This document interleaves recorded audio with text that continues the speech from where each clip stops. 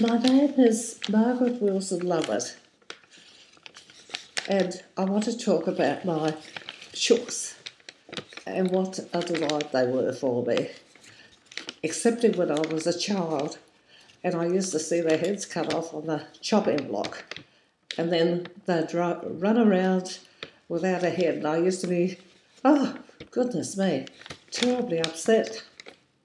But anyway, later on in years, I got some chooks, and I'll tell you all about them. God is in everything, he said. He was a Chinese medical student, and it was my chooks that taught me that that was so. 4 white hens were delivered to me in a chaff bag by bus. I was horrified to think about it, and later I felt concerned at the terror and discomfort and fear that must have been felt by them. I sketched and painted them. I even sat in the chook house as they roosted, drawing while they were still. I remember them looking at me curiously. I got quite a collection of silkies and bantams and bantam roosters. I learned that they are just like us, and they try to tell us in their own way their needs. And when I hear a rooster somewhere crowing, I know that he's confined to a dark shed and wants to be out in the sun with his hens and scratching around, as they should be. I decided to show my art teacher at the North Adelaide Art School a rooster painting.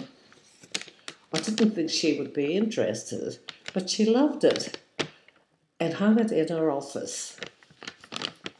I was surprised at the way people liked the chook paintings.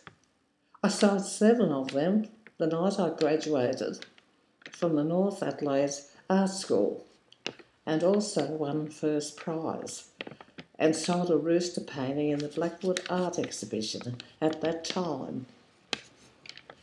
The Minister for the Arts bought a rooster painting, so did the Shadow Minister for the Arts of South Australia, who said, "From now on, Margaret will always be known as the Chook Lady." The taxi driver sent by Channel 9 to collect me and some paintings, and the psychic chook, written about in the local paper, asked me if she would bite. He hadn't seen a live chook before, only the plucked ones that we buy in the supermarket or butcher's shop. We were invited to appear on Adelaide Today. Anyway, it was like the man who couldn't get any work done when he bought some chooks, because he sat and watched them all day long. I know what he meant, because they're fascinating to watch. Chooks are very intelligent, as was also discovered by Melbourne University. I think it was the Monash.